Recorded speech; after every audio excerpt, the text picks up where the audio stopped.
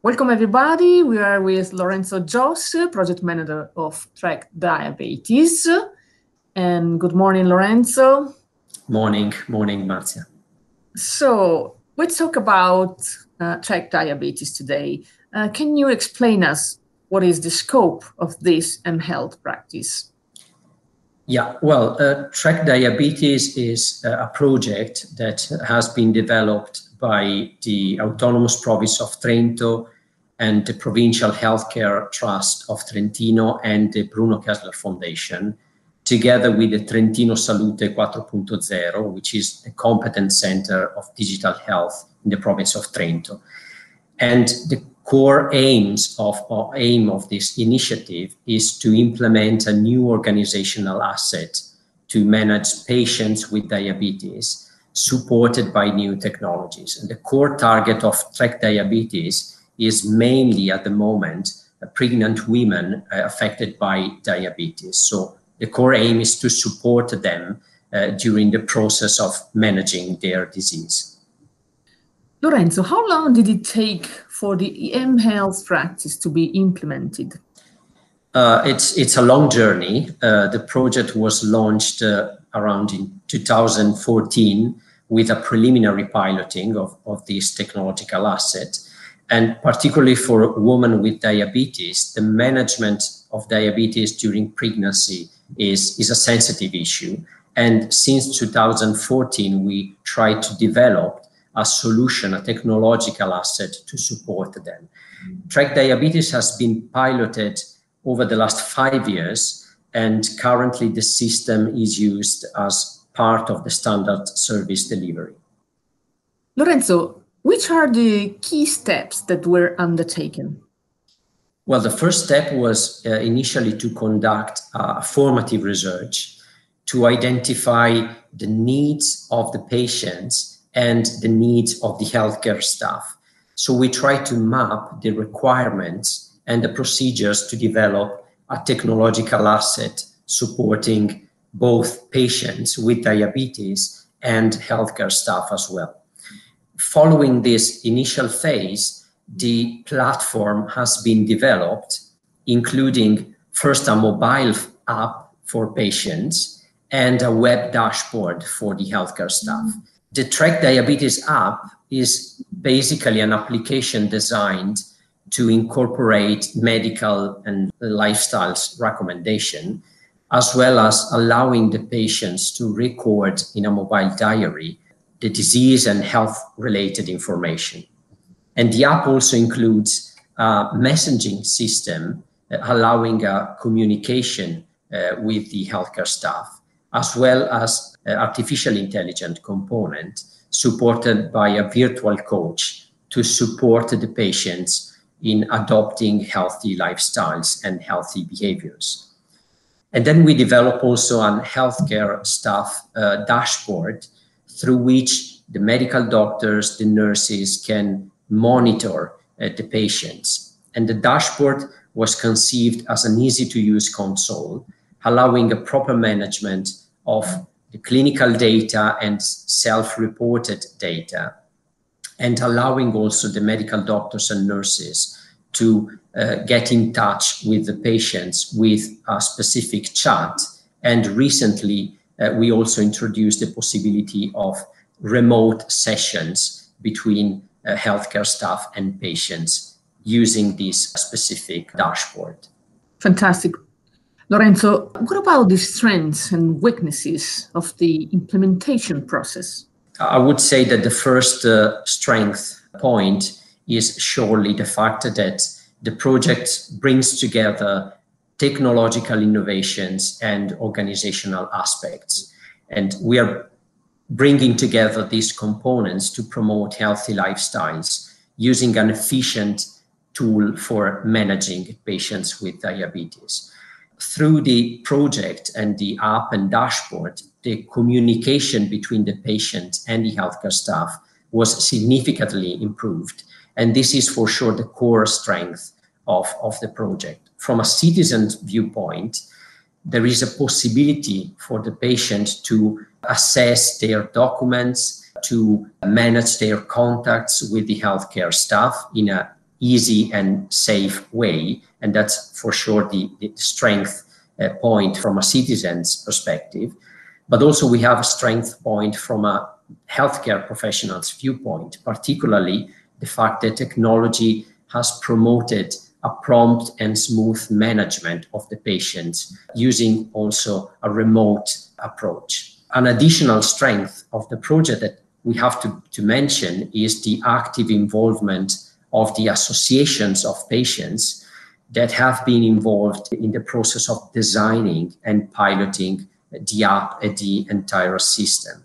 Talking about the weaknesses of the platform, we can mention two. The first one is related to the scalability and exportability of this model that has been conceived specifically for pregnant women. And now we are trying to expand this model to other type of patients with living with diabetes. And the second weakness is related to the missed integration of the platform with the automated devices currently in use by the patients, for instance, the glucometers. But we are trying also to address this issue. What about the strengths and weaknesses of these solutions instead? Specific studies have been implemented over the years from our institution to assess the platform usability.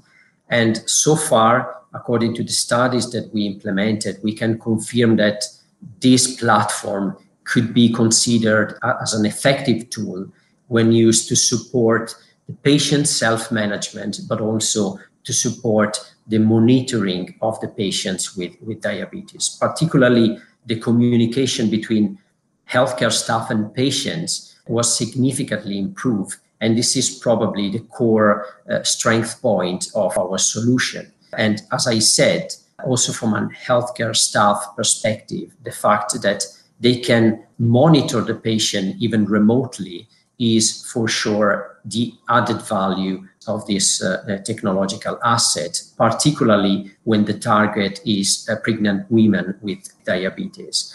And as I said, still we have some weaknesses of this platform, particularly the missed integration of the platform with the automated devices in use by the patients that I was mentioned earlier, for instance, the glucometers. But we are trying, as I said, to address also this specific issue. Lorenzo, talking about your stakeholders, who are they and which is their roles and activities? Well, one of the strength points of this project is for sure the strong involvement of the different stakeholders. And I can mention many here. I already mentioned the province of Trento, the Provincial Healthcare Trust of Trentino, and the Bruno Kessler Foundations. They were the main stakeholders working on the organizational and technological aspects of our project. But we also can mention core, I would say, stakeholders, namely patients and medical doctors, nurses, as they contributed effectively also in the development of the technological assets that we are currently using. Just you were asking about the roles, just to mention the different roles that they have. The Provincial Healthcare Trust, they were mainly in charge of supervising the contents in terms of clinical issues. The Bruno Kessler Foundation was in charge of developing all the technological aspects to support these initiatives. But also we have other inputs from, as I was mentioning earlier, from the associations of patients. They contributed a lot in providing inputs to improve the technological aspects of our project. But also we have great support from the medical doctors and the nurses working with us in this initiative. And I have also to mention the important role of the patients who greatly contributed to improve technological asset that we were developing. So how was involvement and buy-in of the stakeholders secured? Well, the involvement of these different stakeholders was ensured by Trentino Salute 4.0.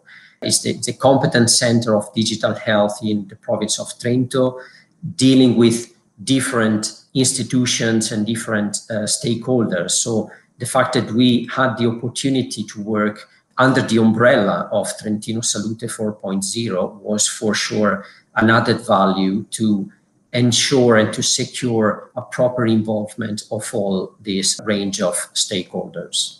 What about the obstacles you experimented? How were they overcome? Well, I was mentioning earlier two types of main obstacles. The first one is related to the scalability and exportability of the model that has been initially designed for a pregnant woman with diabetes. And now we are trying to export this model also to other types of patients living with diabetes. So this is the first adaptation, I would not say obstacle, but adaptation that we are currently trying to overcome. And the second obstacle, which is still there, is the missed integration of the platform with the automated devices currently in use by patients, like the glucometers, for instance. And this is still an obstacle that we are trying to address, but it's not easy to be solved. Lorenzo, tell me about some success factors. What was your X factor? Well, for sure, I would mention two X factors. The first one was for sure the involvement of different types of stakeholders, institutions, associations, medical doctors, patients, all together with a unique and specific goal. And this was for sure the first important lesson we can learn. If you are able to embrace a different range of stakeholders within a unique objective, within a unique goal, that's for sure an important X factor for the project. And I would mention the second lessons learned or the second X factor, which is the engagement of the patient within this project. The core objective of our platform is to support the communication between healthcare staff and patients, of course, but particularly to support the self-management of the patient. And this type of engagement of the patient, particularly patients with chronic disease like diabetes, is for sure a key factor and a key issue of success for our initiative. Is there any lessons you learned from this experience?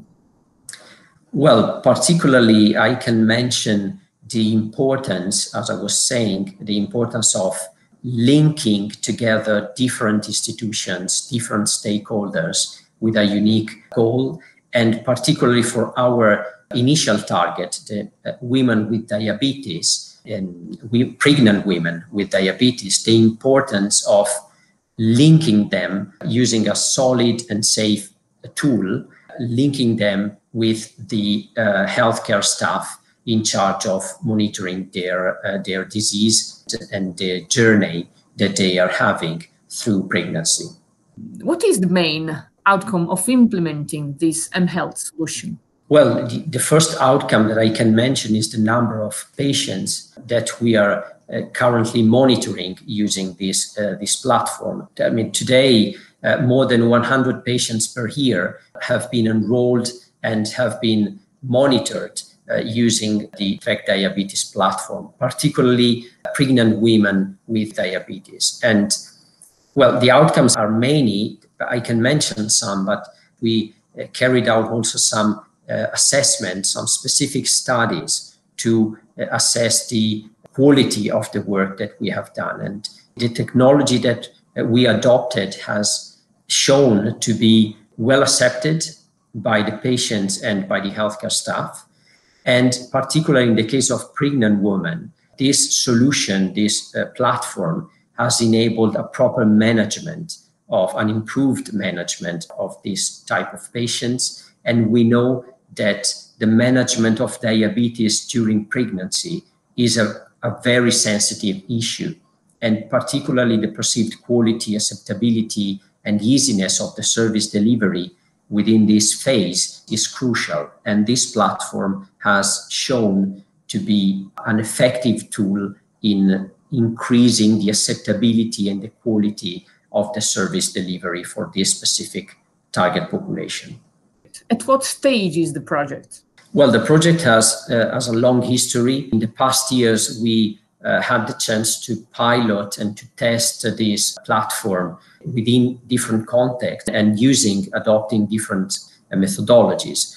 Currently, the platform is used as a part of standard care for specific subgroups within the communities of patients living with diabetes, and particularly is used as a standard care for pregnant women living with diabetes.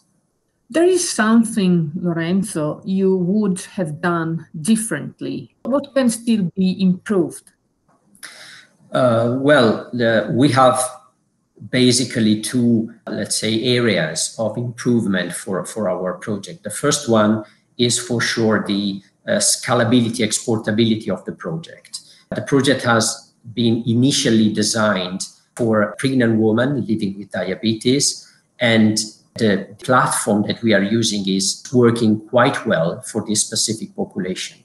What we are trying to do, and we are also piloting additional functionalities and tools within this platform, is to expand the use of this platform to other segments of the population of people living with diabetes. So that's the first challenge and the first lessons that we learn and the activities that we are trying to implement.